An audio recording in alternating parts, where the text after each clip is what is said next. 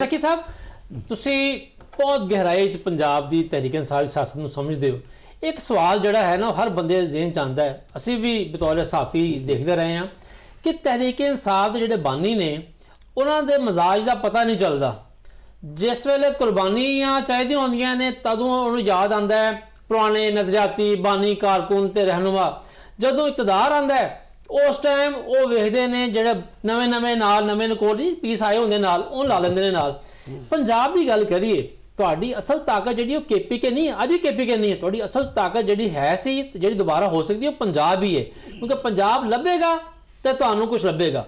ਇਹ ਦੱਸੋ ਕਿ ਕੀ ਵਜ੍ਹਾ ਹੈ ਕਿ ਜਦੋਂ ਇਕਤਦਾਰ ਮਿਲਿਆ 2018 ਦੇ ਵਿੱਚ ਉਸ ਟਾਈਮ ਜਿਹੜੇ ਨਜ਼ਰਿਆਤੀ ਰਹਿਨੁਮਾ ਤੇ ਕਾਰਕੁਨ ਸਨ 2-4 ਨੂੰ ਛੱਡ ਕੇ ਬਾਕੀ ਸਾਰਿਆਂ ਨੂੰ ਬਾਣੀ PTI ਨੇ ਫਾਰਗ ਕਰਤਾ, ਨਜ਼ਰਅੰਦਾਜ਼ ਕਰਤਾ। ਨਵੇਂ ਬੰਦੇ ਆ ਗਏ, ਪਤਾ ਨਹੀਂ ਚੱਲਿਆ ਕੌਣ ਕਿੱਥੋਂ ਆ ਗਿਆ, ਉਹਨਾਂ ਨੂੰ ਅਹੁਦੇ ਦੇ ਦਿੱਤੇ, ਵਜ਼ਾਰਤਾਂ ਦੇ ਦਿੱਤੀਆਂ। ਬਿਲਕੁਲ ਤੁਹਾਡੀ ਗੱਲ ਸਹੀ ਹੈ ਰਿਜ਼ਵਾਨ ਸਾਹਿਬ। ਤਹਿਰੀਕ-ਏ-ਇਨਸਾਫ ਦੇ ਅੰਦਰ 2011 30 ਅਕਤੂਬਰ ਨੂੰ ਜਦੋਂ ਜਲਸਾ ਅਸੀਂ ਕੀਤਾ ਮੀਨਾਰੇ ਪਾਕਿਸਤਾਨ, ਔਰ ਉਸ ਵਕਤ ਜਦੋਂ ਪਾਰਟੀ ਇੱਕ ਅਰੂਜ 'ਤੇ ਆਈ ਤੇ ਦੂਸਰੀ ਪਾਰਟੀਆਂ ਦੇ ਵੀ ਲੋਕ ਆਏ ਸਾਡੇ, ਔਰ ਪਾਰਟੀ ਬਹੁਤ ਬੜੀ ਪਾਰਟੀ ਹੋ ਗਈ ਔਰ ਉੱਥੋਂ ਗਲਤੀਆਂ ਸ਼ੁਰੂ ਹੋਈਆਂ। ਮੈਂ ਆਪਣੀ ਪਾਰਟੀ ਦਾ ਵੀ ਕਹਾਂਗਾ, ਜਿਸ ਤਰ੍ਹਾਂ ਕਿ ਮੁਹਤਰਮਾ ਬੇਨਜ਼ੀਰ ਸਾਹਿਬਾ ਨੇ ਮੰਨਿਆ ਸੀ ਕਿ 1985 'ਚ ਜਦੋਂ ਗੈਰ ਜਮਾਤੀ ਇਲੈਕਸ਼ਨ ਕਰਵਾਇਆ ਸੀ ਨਾ ਜ਼ਿਆਉਲ ਹੱਕ ਨੇ, ਅਸੀਂ ਉਹ ਬਾਈਕਾਟ ਕਰਕੇ ਗਲਤੀ ਕੀਤੀ। तो चीज़ा ये कि बड़े बड़े सियासतदाना को गलतियाँ हुई। इमरान खान को गलती ये हुई कि उन्होंने उस वेले अपनी असल टीम जिन्होंने 30 अक्तूबर 2011 तक 18 साल बाद 1996 तो लैके 2011 तक 17.5 साल की जद्दोजहद तो बाद असी वो मीनारे पाकिस्तान का जलसा कामयाब करवाया और पार्टी बनी और लोग आए।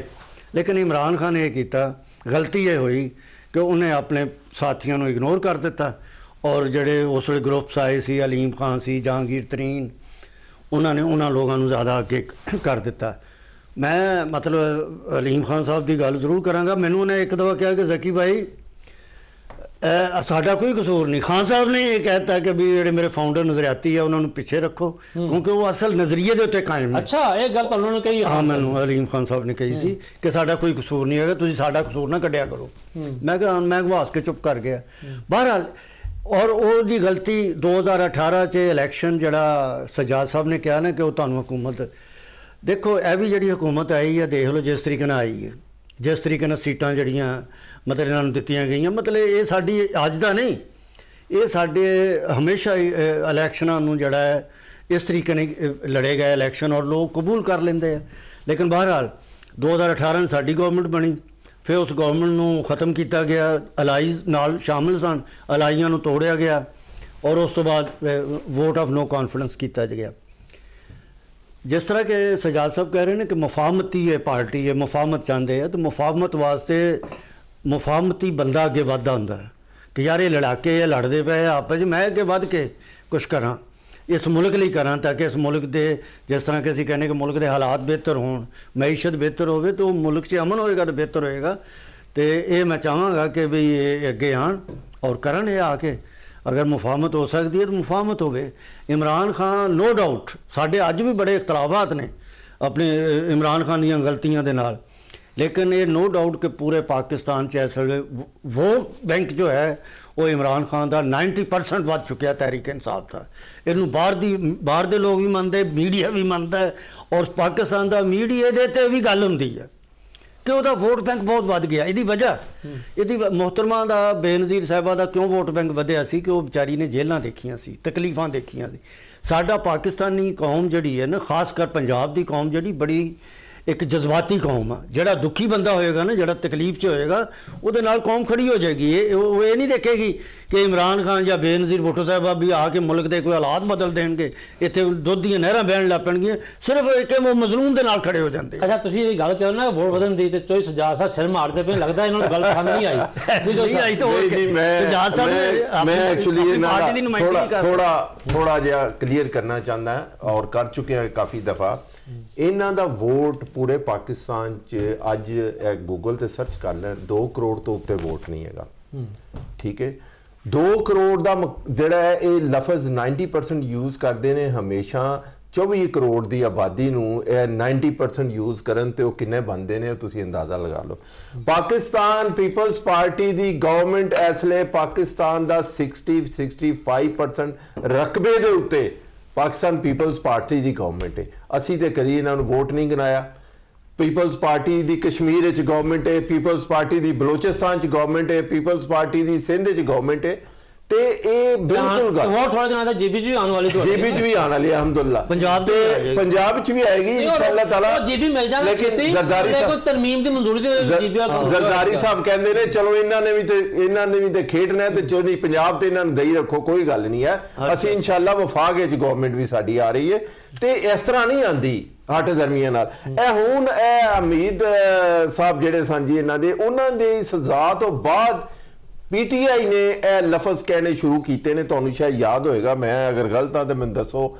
ਇਹ ਮਫਾਹਮਤ ਦੀ ਜਿਹੜੀ ਗੱਲ ਹੈ ਇਹਨਾਂ ਨੇ ਜ਼ਰਦਾਰੀ ਸਾਹਿਬ ਵੱਲ ਉਸ ਦਿਨ ਤੋਂ ਬਾਅਦ ਸ਼ੁਰੂ ਕੀਤਾ ਹੈ ਤਾਂ ਕਿ ਇਹਨਾਂ ਦੇ ਉੱਤੇ ਬਹੁਤ ਵੱਡਾ ਬੈਡ ਪੈਚ ਆਉਣ ਵਾਲਾ ਹੈ ਆਇੰਦਾ ਵਕਤ ਵਿੱਚ। ਹਾਂ, ਜ਼ਰਦਾਰੀ ਸਾਹਿਬ ਦੇ ਦਰਵਾਜ਼ੇ ਖੁੱਲੇ ਨੇ ਹਰ ਬੰਦੇ ਵਾਸਤੇ।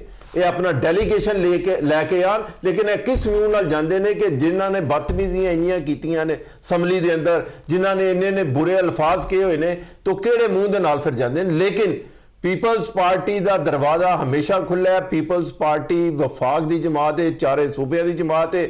ਪਾਕਿਸਤਾਨ ਬਣਾ ਕੇ ਪਾਕਿਸਤਾਨ ਨੂੰ ਚਲਾਣਾ ਹੈ ਔਰ ਇਹ ਕਦੀ ਵੀ ਨਾ ਸੋਚਣ ਕਿ ਮੁਆਸ਼ੀ ਹਾਲਾਤ ਖਰਾਬ ਨੇ ਤੇ ਇਮਰਾਨ ਖਾਨ ਸਾਹਿਬ ਆਉਣਗੇ ਤੇ ਸਹੀ ਹੋਣਗੇ। ਅਲਹਮਦੁਲਿਲਾ ਮੁਆਸ਼ੀ ਹਾਲਾਤ ਠੀਕ ਹੋ ਚੁੱਕੇ ਨੇ, ਠੀਕ ਹੋ ਰਹੇ ਨੇ। ਪਾਕਿਸਤਾਨ ਨੂੰ ਗ੍ਰੇ ਲਿਸਟ ਦੇ ਵਿੱਚੋਂ ਇਸ ਗਵਰਨਮੈਂਟ ਨੇ ਕੱਢਿਆ ਹੈ। ਪਾਕਿਸਤਾਨ ਨੂੰ ਇਹ ਸਾਰੀਆਂ ਬਿਹਤਰੀਆਂ ਵਾਲਾ ਇਸ ਗਵਰਨਮੈਂਟ ਹੀ ਲੈ ਕੇ ਜਾ ਰਹੀ ਹੈ। ਪਾਕਿਸਤਾਨ ਦੇ ਵਿੱਚ ਦੂਸਰੇ ਮੁਲਕਾਂ ਦੇ ਸਰਬਰਾਹ ਆ ਰਹੇ ਨੇ, ਆ ਕੇ ਡੈਲੀਗੇਸ਼ਨ ਆ ਰਹੇ ਨੇ, ਪਾਕਿਸਤਾਨ ਨਾਲ ਪੂਰਾ ਉਹ ਸਿਸਟਮ ਆਪਣਾ ਵਧਾਉਣਾ ਚਾਹੁੰਦੇ ਨੇ, ਚਲਾਉਣਾ ਚਾਹੁੰਦੇ ਨੇ। ਲੇਕਿਨ ਅੱਛਾ ਚੋਈ ਸਾਹਿਬ ਜੀ ਆ ਤੁਸੀਂ ਹੁਣ ਇਹ ਗੱਲ ਕੀਤੀ ਹੈ ਗੱਲਾਂ 'ਚ ਕਿ ਵਫਾਕ ਦੀ ਪੀਪਲਸ ਪਾਰਟੀ ਹਕੂਮਤ ਆਉਣ ਵਾਲੀ ਹੈ, ਤੁਹਾਨੂੰ ਕਿਹੜੇ ਅੰਪਾਇਰ ਨੇ ਇਸ਼ਾਰਾ ਕਰਦਾ ਹੈ? ਸਾਨੂੰ ਕਿਸੇ ਅੰਪਾਇਰ ਨੇ ਇਸ਼ਾਰਾ ਨਹੀਂ ਕੀਤਾ। ਸਾਡੀ ਕਾਰਗਰਦਗੀ ਜਿਹੜੀ ਹੈ, ਸਾਡਾ ਜਿਹੜਾ ਕੰਮ ਹੈ, ਸਾਡੇ ਜਿਹੜੇ ਸਾਰੇ ਦੁਨੀਆ ਦੇ ਨਾਲ ਰਾਬਤੇ ਨੇ, ਸਾਰੇ ਮਾਮਲਾਤ ਨੇ, ਉਹਦੇ ਵਿੱਚ ਆ ਕੇ ਅਸੀਂ ਲੱਗਦਾ ਪਿਆ ਇਨਸ਼ਾਅੱਲਾ ਹਰ ਬੰਦੇ ਦੀ ਜ਼ੁਬਾਨ ਦੇ ਉੱਤੇ ਇਹ ਲਫ਼ਜ਼ ਹੈ। ਤੁਹਾਨੂੰ ਵੀ ਪਤਾ ਹੋਏਗਾ ਇਸ ਲਈ ਹਰ ਬੰਦਾ ਕੋਈ ਪਾਰਟੀ ਦਾ ਹੈ, ਕੋਈ ਪਾਰਟੀ ਤੋਂ ਬਗੈਰ ਹੈ, ਉਹਦੇ ਮੂੰਹ ਦੇ ਉੱਤੇ ਇਹ ਅਗਲਾ ਵਜ਼ੀਰ ਆਜ਼ਮ ਬਿਲਾਵਲ ਭੁੱਟੋ ਜ਼ਰਦਾਰੀ। ਤੇ ਇਸ ਲਈ ਅਸੀਂ ਅਲਹਮਦੁਲਿਲਾ ਇਸ ਮੁਲਕ ਨੂੰ ਬਹੁਤ ਬਿਹਤਰੀ ਦੀ ਤਰਫ ਲੈ ਕੇ ਜਾ ਰਹੇ ਹਾਂ ਔਰ ਇਨਸ਼ਾਅੱਲਾ ਜਾਵਾਂਗੇ। ਔਰ ਅਸੀਂ ਇਹ ਵੀ ਹੈ ਕਿ ਅਸੀਂ ਕੱਲ ਨੂੰ ਸਾਰੀਆਂ ਜਮਾਤਾਂ ਨੂੰ ਨਾਲ ਲੈ ਕੇ ਚੱਲਦੇ ਹਾਂ, ਲੇਕਿਨ ਉਹ ਸਿਆਸੀ ਜਮਾਤ ਹੋਣੀ ਚਾਹੀਦੀ ਤਾਂ ਕਿ ਸਿਆਸਤ ਦੇ ਵਿੱਚ ਇਹ ਨਹੀਂ ਹੁੰਦਾ ਅਸੈਂਬਲੀ ਤੋੜ ਦਿਓ, ਸਿਆਸਤ 'ਚ ਇਹ ਨਹੀਂ ਹੁੰਦਾ ਇਹਨੂੰ ਕੱਢ ਦਿਓ, ਅੱਜ ਨਵੇਂ ਬਣਾ ਲਓ। ਹਮੇਸ਼ਾ ਇਨਸਾਨ ਕਾਬਲੇ ਕਦਰ ਉਹ ਬੰਦਾ ਨਿਗਾਹ ਨਾਲ ਦੇਖਿਆ ਜਾਂਦਾ ਹੈ ਜਿਹਦੇ 40 ਸਾਲ ਪੁਰਾਣੇ ਦੋਸਤ ਹੋਣ ਔਰ ਉਹਦੇ ਨਾਲ ਚੱਲ ਰਹੇ ਹੋਣ। ਇਹ ਨਹੀਂ ਹੁੰਦਾ ਕਿ ਹਰ ਮਹੀਨੇ ਨਵੇਂ ਬੰਦੇ ਆ ਜਾਣ। ਸਾਹਿਬ ਆ ਜਿਹੜੀ ਤੁਸੀਂ ਗੱਲ ਕੀਤੀ ਹੈ ਤੇ ਬੜੇ ਸਿਆਣੇ ਬੰਦਿਆਂ ਦੇ ਵੀ ਕੋਲ ਹੈ, ਕਿਸੇ ਨੂੰ ਪਰਖਣਾ ਹੋਵੇ ਤੇ ਵੇਖੋ ਉਹਦੇ ਯਾਦ ਕਿੰਨੇ ਪੁਰਾਣੇ